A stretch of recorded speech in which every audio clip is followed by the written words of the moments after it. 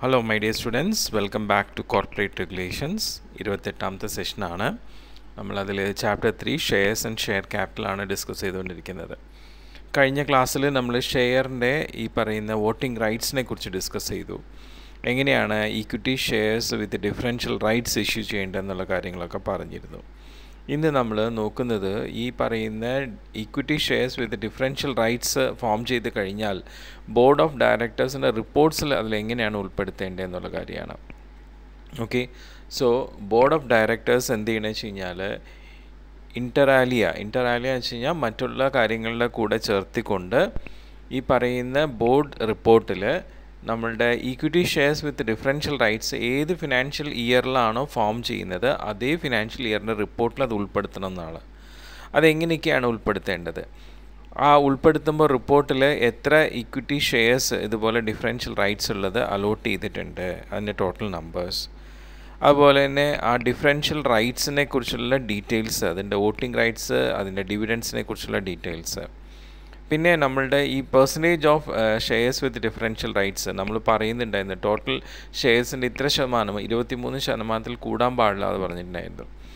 ആ കാര്യങ്ങൾ അതിൽ ആ ഡിഫറൻഷ്യൽ റൈറ്റ്സിൽ വരുന്നത്, പിന്നെ നമ്മുടെ അഗ്രിഗേറ്റ് ഈക്വിറ്റി ഷെയർ ക്യാപിറ്റൽ എത്രയാണ്, അതുപോലെ ഈക്വിറ്റി ഷെയർ ക്യാപിറ്റൽ വിത്ത് ഡിഫറൻഷ്യൽ വോട്ടിംഗ് റൈറ്റ്സ്, അതിലുള്ള ടോട്ടൽ വോട്ടിംഗ് റൈറ്റ്സ്, അങ്ങനെയുള്ള എല്ലാ ഡീറ്റെയിൽസും അതിൽ ഉൾപ്പെടുത്തിയിരിക്കണം. പിന്നെ നമ്മുടെ ഷെയർസ് ഇഷ്യൂ ചെയ്തതിൻ്റെ പ്രൈസ് എത്രയാണ്, പിന്നെ ഏതൊക്കെ പ്രൊമോട്ടേഴ്സ്, ഡയറക്ടേഴ്സ്, കീ മാനേജറൽ പേഴ്സൺസിനാണ് ഇത് ഇഷ്യൂ ചെയ്തിട്ടുള്ളത്, ഓക്കെ, എത്ര എണ്ണം വെച്ച് ഇഷ്യൂ ചെയ്തിട്ടുണ്ട്, പിന്നെ ഈ ഡിഫറൻഷ്യൽ റൈറ്റ്സ്, വോട്ടിംഗ് റൈറ്റ്സ് വന്നുള്ള ഈക്വിറ്റി ഷെയർസ് ഇഷ്യൂ ചെയ്തപ്പോൾ ചേഞ്ച് ഇൻ കൺട്രോൾ എങ്ങനെയാണ് വന്നേക്കുന്നത്, ആ കാര്യങ്ങൾ, പിന്നെ ഡൈല്യൂട്ടഡ് ഏർണിംഗ് പെർ ഷെയർ, അതായത് ഈ ഏർണിംഗ് പെർ ഷെയറിൻ്റെ പിന്നെ അതിൻ്റെ ക്വാളിറ്റി ത്വരിതപ്പെടുത്താൻ വേണ്ടിയിട്ടാണ് diluted earning per share form ചെയ്യുന്നത്. അത് ഒരു നിശ്ചിത അക്കൗണ്ടിങ് സ്റ്റാൻഡേർഡ് ഉപയോഗിച്ച് കാൽക്കുലേറ്റ് ചെയ്യണം. അപ്പോൾ അതെങ്ങനെയാണെന്നുള്ളത് വ്യക്തമായിട്ട് ആ റിപ്പോർട്ടിൽ കാണിച്ചിരിക്കണം.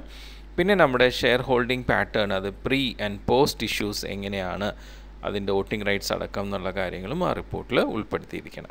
ഓക്കെ, ഇനി നെക്സ്റ്റ് നമുക്ക് നോക്കാനുള്ളത് ഇഷ്യൂസാണ്, ഷെയർസിൻ്റെ ഇഷ്യൂസാണ്, അല്ലെങ്കിൽ എങ്ങനെയാണ് ക്യാപിറ്റൽ റൈസ് ചെയ്യുക എന്നുള്ളതാണ്. Okay, company limited by shares അതിൻ്റെ ഷെയർസ് ഇഷ്യൂ ചെയ്യാനായിട്ട് അതിൻ്റെ ആവശ്യമായിട്ടുള്ള ആവശ്യമായിട്ടുള്ള ക്യാപിറ്റലിന് വേണ്ടിയിട്ടാണ് ഷെയർസ് ഇഷ്യൂ ചെയ്യുന്നത്. ഓക്കെ, അപ്പോൾ ഈ ക്യാപിറ്റൽ അതിൻ്റെ ഓപ്പറേഷൻസിന് വേണ്ടി വിനിയോഗിക്കുന്നതാണ്. ആ ഇഷ്യൂ ഓഫ് ഷെയർസ് 3 രീതിയിലാണ് ചെയ്യുക. ഇത് എക്സാമിന് ആയിട്ട് ചോദിക്കാം.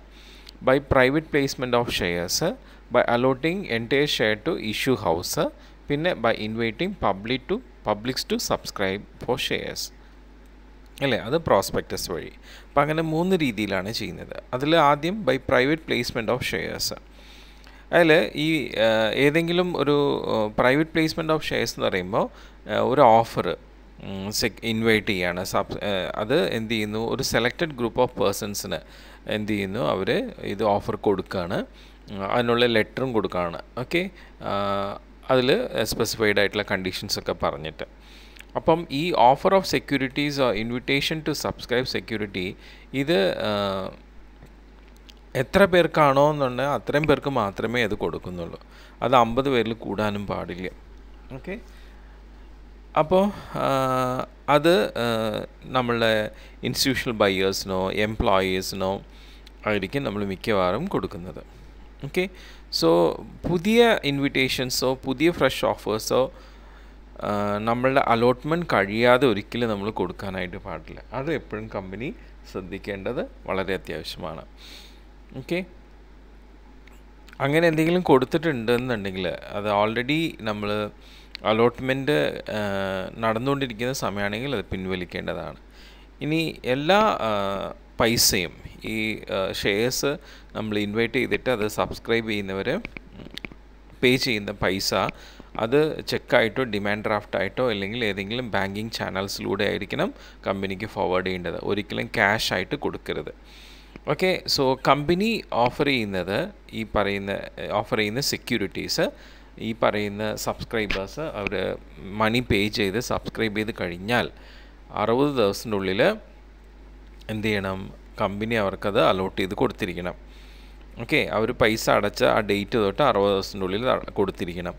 ഇനി സപ്പോസ് അത് കൊടുത്തില്ല, അലോട്ട് ചെയ്യാൻ പറ്റിയില്ല എന്നുണ്ടെങ്കിൽ ആ 60 ദിവസം കഴിഞ്ഞ് 15 ദിവസത്തിൻ്റെ ഉള്ളിൽ എന്ത് ചെയ്യണം? ഈ പറയുന്ന അപ്ലിക്കേഷൻ മണി അവർക്ക് റീപേ ചെയ്യണം. ഓക്കെ, അപ്പോൾ 60 ദിവസം കഴിഞ്ഞ് 15 ദിവസം കൂടി കഴിഞ്ഞിട്ടും കമ്പനിക്ക് അവർക്ക് റീപേ ചെയ്യാൻ പറ്റിയില്ലെങ്കിൽ 16ാമത്തെ ദിവസം തൊട്ട് ആ സബ്സ്ക്രൈബേഴ്സ് പേ ചെയ്ത അമൗണ്ടിന് 12% പെർ ആനം ഇൻട്രസ്റ്റ് അടക്കം ആ പൈസ റീപേ ചെയ്യേണ്ടതായിട്ട് വരുന്നുണ്ട്. ഓക്കെ, സോ അങ്ങനെയാണ് നമുക്ക് കണ്ടീഷൻ വരുന്നത്. പിന്നെ ഇങ്ങനെ സബ്സ്ക്രൈബേഴ്സ് പേ ചെയ്യുന്ന പൈസ നമ്മളുടെ കമ്പനി സെപ്പറേറ്റ് ബാങ്ക് അക്കൗണ്ടിൽ അത് ആ മണി സേവ് ചെയ്ത് വെക്കണം. അത് ചില പ്രത്യേക കാര്യങ്ങൾക്ക് മാത്രമേ യൂട്ടിലൈസ് ചെയ്യാനായിട്ട് പാടുള്ളൂ. ഈ പറയുന്ന ഷെയർസ് അലോട്ട് ചെയ്തിട്ട് അത് നമ്മൾ പ്രൈവറ്റ് ആയിട്ടുള്ള ആൾക്കാർക്ക് ഒരു പർട്ടിക്കുലർ ഗ്രൂപ്പ് ഓഫ് പേഴ്സൺസിന് മാത്രം അലോട്ട് ചെയ്ത് അതിലൂടെ കിട്ടുന്ന പൈസ ബാങ്ക് ട്രാൻസ്ഫർ ആയിട്ട് കമ്പനിക്ക് വരാൻ പാടില്ല, ക്യാഷായിട്ട് വരാൻ പാടില്ല. അങ്ങനെ വരുന്ന ക്യാഷ് അത് സെപ്പറേറ്റ് ബാങ്ക് അക്കൗണ്ടിൽ കമ്പനി മെയിൻറ്റെയിൻ ചെയ്യണം.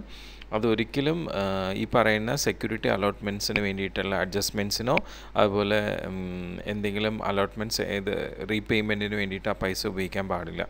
പിന്നെ ഈ ഓഫർ നമ്മൾ ആർക്കൊക്കെയാണോ കൊടുക്കുന്നത് അവരുടെ പേര് കമ്പനി റെക്കോർഡ് ചെയ്തിട്ടുണ്ടാവണം. ഓക്കെ, എന്നിട്ട് അവർ ആ ഓഫർ റിസീവ് ചെയ്ത് കഴിഞ്ഞാൽ ആ പേര് കംപ്ലീറ്റ് റെക്കോർഡ്സ് കാര്യങ്ങളൊക്കെ കമ്പനി മെയിൻറ്റെയിൻ ചെയ്ത് അത് പ്രിസ്ക്രൈബ് മാനറിൽ അതിൻ്റെ കംപ്ലീറ്റ് ഇൻഫർമേഷൻസ് നമ്മുടെ രജിസ്ട്രാറിൻ്റെ അടുത്ത് ഫയൽ ചെയ്യണം.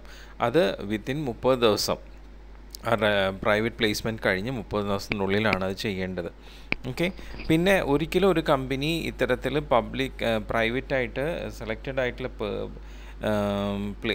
പ്ലേസ്മെൻറ്റ്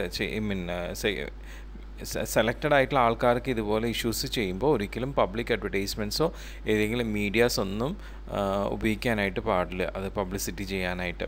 ഓക്കെ, സോ കമ്പനി ഇതുപോലെയുള്ള അലോട്ട്മെൻറ്റ്സ് ചെയ്യുമ്പം അതെപ്പോഴും രജിസ്ട്രാറിൻ്റെ അടുത്ത് ഫയൽ ചെയ്തിരിക്കണം. അതിൻ്റെ റിട്ടേൺ ഓഫ് അലോട്ട്മെൻറ്റ്സിനെ കുറിച്ചുള്ള കാര്യങ്ങളും കൃത്യമായിട്ട് പറഞ്ഞിരിക്കണം. എല്ലാ സെക്യൂരിറ്റി ഹോൾഡേഴ്സിൻ്റെ ഡീറ്റെയിൽസും കമ്പനി രജിസ്ട്രാറിൻ്റെ അടുത്ത് കൊടുത്ത് അവിടെ ഫുൾ നെയിം, അഡ്രസ്സ്, എത്ര സെക്യൂരിറ്റി അവർക്ക് അലോട്ട് ചെയ്തിട്ടുണ്ട് എല്ലാ ഡീറ്റെയിൽസും രജിസ്ട്രാറിൻ്റെ അടുത്ത് കൊടുക്കണം. ഓക്കെ, കമ്പനി ഇതുപോലെയുള്ള ഓഫേഴ്സ് കൊടുക്കുന്നത് അതിന് കറക്റ്റായിട്ടുള്ള മണി മാത്രമേ കളക്ട് ചെയ്യാൻ പാടുള്ളൂ. അതിൽ കൂടുതലായിട്ട് എന്തെങ്കിലും കളക്ട് ചെയ്ത് കഴിഞ്ഞാൽ ആ കമ്പനിയുടെ പ്രൊമോട്ടേഴ്സ്, ഡയറക്ടേഴ്സ് എല്ലാം അതിനുള്ള ബാധ്യതയുള്ള ആൾക്കാരായിട്ട് മാറുന്നുണ്ടാവും. ഓക്കെ, സോ ഒരിക്കലും അത് പാടില്ല. പിന്നെ നമ്മൾ ഈ പറയുന്ന രീതിയിൽ നമ്മൾ പ്രൈവറ്റ് പേഴ്സൺസിന് ഇഷ്യൂസ് ചെയ്യുമ്പോൾ ഇതുപോലെ എന്തെങ്കിലും മാൾ പ്രാക്ടീസ് വന്നാൽ ചിലപ്പോൾ 2 crore rupees വരെ പെനാൽറ്റീസ് പോകാൻ സാധ്യതയുണ്ട്. അപ്പം കമ്പനി സബ്സ്ക്രൈബേഴ്സിൽ നിന്നും എന്തൊക്കെ മണി ഫണ്ട് ചെയ്യുന്നുണ്ടോ ആ ഫണ്ട് തിരിച്ച് 30 ദിവസത്തിനുള്ളിൽ തന്നെ എന്തെങ്കിലും ഇപ്പോൾ സപ്പോസ് അലോട്ട് ചെയ്യാൻ പറ്റിയില്ലെങ്കിൽ റീഫണ്ട് ചെയ്യേണ്ടത് വളരെ അത്യാവശ്യമാണ്. അല്ലെങ്കിൽ അവർക്ക് വീണ്ടും പെനാൽറ്റി ഉണ്ടാവും. ഇനി അടുത്തത് ഷെയർസ് ഇഷ്യൂ ചെയ്യുന്നത് ത്രൂ ഇഷ്യൂ ഹൗസാണ് അല്ലേ. അപ്പോൾ കമ്പനി എന്ത് ചെയ്യുന്നു, ഏതെങ്കിലും ഇഷ്യൂ ഹൗസ് എന്ന് പറയുമ്പോൾ അതൊരു ഫിനാൻഷ്യൽ ഇൻസ്റ്റിറ്റ്യൂഷൻ ആവാം. ഓക്കെ, അപ്പോൾ ആ ഒരു ഫിനാൻഷ്യൽ ഇൻസ്റ്റിറ്റ്യൂഷനായിട്ട് ഒരു എഗ്രിമെൻറ്റ് ഫോം ചെയ്തിട്ട് അവരുടെ ഡിബെഞ്ചേഴ്സ് അല്ലെങ്കിൽ ഷെയർസ് എത്രയാണ് അലോട്ട് ചെയ്യേണ്ടത് എന്നുള്ള കാര്യങ്ങൾ പറയുന്നു. അപ്പം ഈ ഇഷ്യൂ ഹൗസ് എന്ത് ചെയ്യുന്നു, ഇവരായിട്ട് ഒരു എഗ്രിമെൻ്റ് പ്രകാരം പബ്ലിക്സിന് ഈ പറയുന്ന ഷെയർസ് ഇഷ്യൂ ചെയ്യുകയാണ്. ഓക്കെ, അപ്പോൾ അത് ഓഫർ ഫോർ സെയിൽ എന്നുള്ള രീതിയിൽ ഒരു അപ്ലിക്കേഷനാണ് കൊടുക്കുന്നത്. ഇത് നമുക്ക് പ്രോസ്പെക്ടൈസ് ആയിട്ട് അംഗീകരിക്കാം. ഓക്കെ, സോ ഇങ്ങനെ അപ്ലിക്കേഷൻ കൊടുത്തിട്ട് ആ അപ്ലിക്കേഷന് പബ്ലിക്സിൽ നിന്നും റെസിപ്റ്റ് ഫോം ചെയ്ത് കഴിഞ്ഞാൽ പിന്നീട് ഇഷ്യൂ ഹൗസ് എന്ത് ചെയ്യും, അവരുടെ അലോട്ട്മെൻറ്റ് നിർത്തുന്നുണ്ടാവും. അങ്ങനെയാണ് അലോട്ട്മെൻറ്റ് ടു ഇഷ്യൂ ഹൗസ്. ഇനി പബ്ലിക് ഇഷ്യൂ ബൈ ഷെയർസ്, അപ്പോൾ കമ്പനിക്ക് എന്ത് ചെയ്യാം, അവരുടെ ഷെയർസ് ഷെയർ മാർക്കറ്റിൽ എന്ത് ചെയ്യാം, ഇഷ്യൂ ചെയ്യാം. ഓക്കെ, അത് പ്രോസ്പെക്ടസ് ഇഷ്യൂ ചെയ്തിട്ടാണ് ചെയ്യുന്നത്. അപ്പം ആ രീതിയിൽ അവർക്ക് ക്യാപിറ്റൽ റൈസ് ചെയ്യാം. ഓക്കെ, സോ പബ്ലിക്സിന് ഷെയർ മാർക്കറ്റിൽ എന്ത് ചെയ്യുന്നു, കമ്പനിയുടെ ഷെയർസും ഡിബെഞ്ചേഴ്സും കിട്ടുന്നുണ്ടാവും. സോ അതിന് വേണ്ടിയിട്ട് കമ്പനി ആക്റ്റും സെക്യൂരിറ്റി കോൺട്രാക്റ്റ് ആക്റ്റും അതുപോലെ തന്നെ നമ്മുടെ ഗവൺമെൻറ് അതോറിറ്റീസ് പറയുന്ന ഗൈഡ് ലൈൻസ്, അവരുടെ ഇൻസ്ട്രക്ഷൻസ്, അതുപോലെ തന്നെ നമ്മുടെ സ്റ്റോക്ക് എക്സ്ചേഞ്ച്, പിന്നെ നമ്മുടെ security and exchange board of India പറയുന്ന എല്ലാ റൂൾസ് ആൻഡ് റെഗുലേഷൻസും മാനിച്ചിട്ടായിരിക്കണം അത് ഷെയർ മാർക്കറ്റിൽ ഇഷ്യൂ ചെയ്യാനായിട്ട്. ഓക്കെ, സോ അങ്ങനെ ഷെയർ മാർക്കറ്റിൽ ഈ ഷെയർസും ഡിബെഞ്ചേഴ്സും ഇഷ്യൂ ചെയ്യുമ്പോൾ കമ്പനിയുടെ മാനേജ്മെൻറ്റ് തീർച്ചയായിട്ടും അങ്ങനത്തെ ആക്ടിവിറ്റീസ് ഒരുപാട് ഏജൻസീസുമായിട്ട് കോർഡിനേറ്റ് ചെയ്യണം അല്ലേ. അണ്ടർ റൈറ്റേഴ്സ് ഉണ്ടാവും, ബ്രോക്കേഴ്സ് ഉണ്ടാവും, രജിസ്ട്രാർസ് ഉണ്ടാവും, സോളിസിറ്റേഴ്സ്, നിയമപാലകർ, legal advisors, printers, publicity, advertising agency, financial institutions, അങ്ങനെ ഒരുപാട് ആൾക്കാരായിട്ട് കോർഡിനേറ്റ് ചെയ്തിട്ട് മാത്രമേ അവർക്ക് ഷെയർ മാർക്കറ്റിൽ അവരുടെ ഷെയർസ് അല്ലെങ്കിൽ ഡിബെഞ്ചേഴ്സ് ഇഷ്യൂ ചെയ്യാനായിട്ട് പറ്റുള്ളൂ. ഓക്കെ, സോ അതുമാത്രമല്ല നമ്മളുടെ ബോർഡ് ഓഫ് സ്റ്റോക്ക് എക്സ്ചേഞ്ചിൻ്റെ ഒരു പെർമിഷൻ കൂടി അവർക്ക് കിട്ടണം. ഓക്കെ, ഇനി നമ്മളിപ്പം ഈ പബ്ലിക് ഇഷ്യൂവിൽ ഏതെങ്കിലും ബാങ്കേഴ്സിന് അപ്പോയിൻറ്റ് ചെയ്തു, അണ്ടർ റൈറ്റേഴ്സിന് അപ്പോയിൻറ്റ് ചെയ്തു, അല്ലെങ്കിൽ സ്റ്റോക്ക് എക്സ്ചേഞ്ച് കൊട്ടേഷൻ സെക്യൂർ ചെയ്ത് കഴിഞ്ഞാൽ പിന്നീട് കുറച്ച് പ്രൊസീജിയേഴ്സ് നമ്മൾ ഈ പറയുന്ന ഷെയർ മാർക്കറ്റിൽ ഷെയർ ഇഷ്യൂ ചെയ്യാനായിട്ട് ആവശ്യമുണ്ട്. അത് ഏതൊക്കെയാണെന്നുള്ളത് നോക്കാം.